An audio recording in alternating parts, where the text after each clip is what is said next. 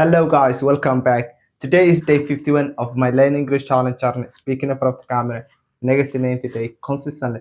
So today guys, I prepared a bunch of IELTS questions and we're going to explain these English IELTS questions, letting you was, and here is how I price my English. So today I can show you how I can do it. Let's see if I answer those IELTS questions very well or if I'm a bit struggle. So let's get started. So the first question we have today is, should people travel even if it's expensive? Should people travel even if it's expensive? I would say it depends the person. If you are really broke, you should not spend your money traveling or going somewhere. Like no, like if you broke, you can visit the park, you can visit small like places close to your city, and you can have a good time still. Just travel there for a while.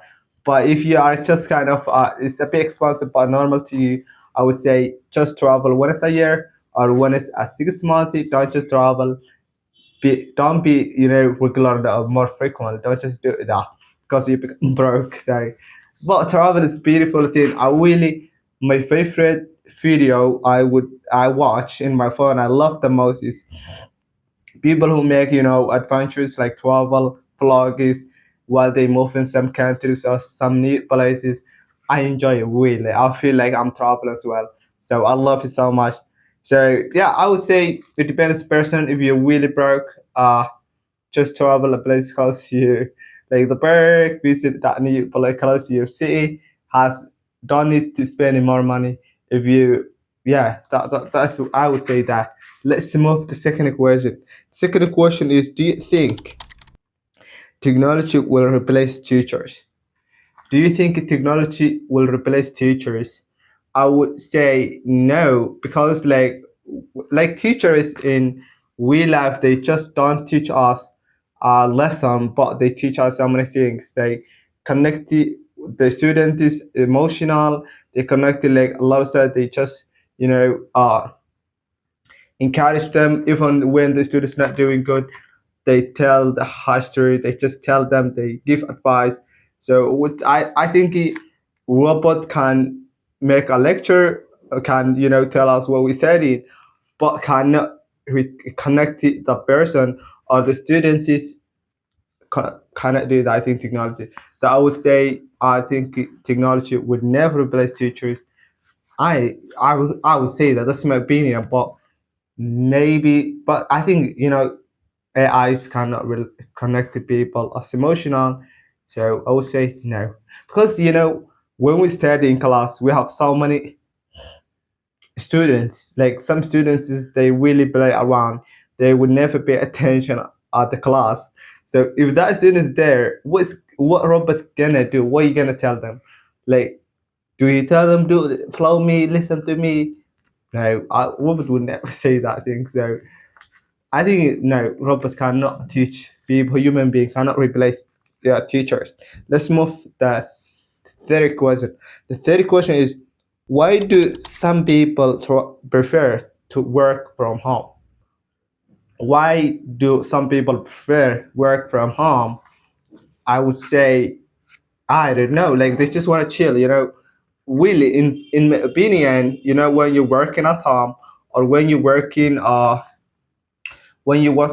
the company or the office, it's kind of more easy when you're working at home. Like because you just set up your table, your laptop, you make tea, you make whatever coffee cup, you carve coffee, your popcorn, everything's just chill. Just by yourself. Nobody gonna bother you. But when you at the office, bro, it takes them when you say people hi, a new college coming hi, how are you? I'm doing all right. I think that people they just wanna be like a calm places. So for me, if I'm working right now and company suggesting me, are you working at the company or office or you working from home? I would absolutely say I'm working from home, and here's why. Because a bit when I study in English, I just set up so many things. Just set up my cup of tea, my water. Like just take some water, and then I just chill. While I study. I just take a sip when I write down some English, and then I just it's kind of chill. I never feel studying at all.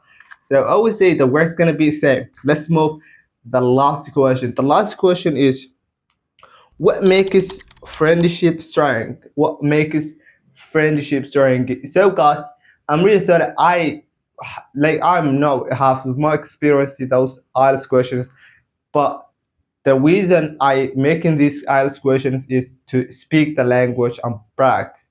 So if you choose, even I will recommend you, if you really are alone, you don't have somebody to practice your language, you should prepare bunch of IELTS questions, some these questions like this.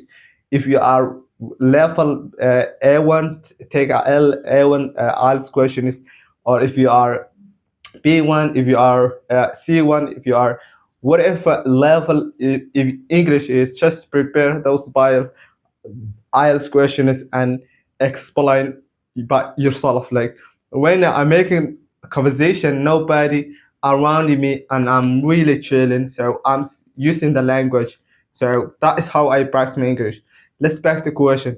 The question is what makes friendship strong? I would say what makes friendship strong, yeah, be on like if the person your friend is be honest, or if you are the friend anyone, if you guys honest, I think being honesty, support each other, telling the truth when you're doing good or when you're not doing good. If the person tell you if you feeling down or if you're doing something can hurt yourself or your future or not good for you, if he cannot tell you, just laughing clapping you while you're doing bad thing, I think that's not friend. But if the person when you're doing something shit, if he tell you you that is a good, I would say that's a good friend. So I don't know, it depends. So that is our ask questions today, guys. Please wait 1 of 10 how I explain these IELTS questions. And if you watch until here, you're absolutely legend. Appreciate your time, and I love you so much. Please hit the like button, subscribe to the channel, and join us. And here is how I practice my English every day. So of course you can join me and practice English with me and copy me as well. Just practice like me. Yeah. So see you in the next video, guys. Have a good one.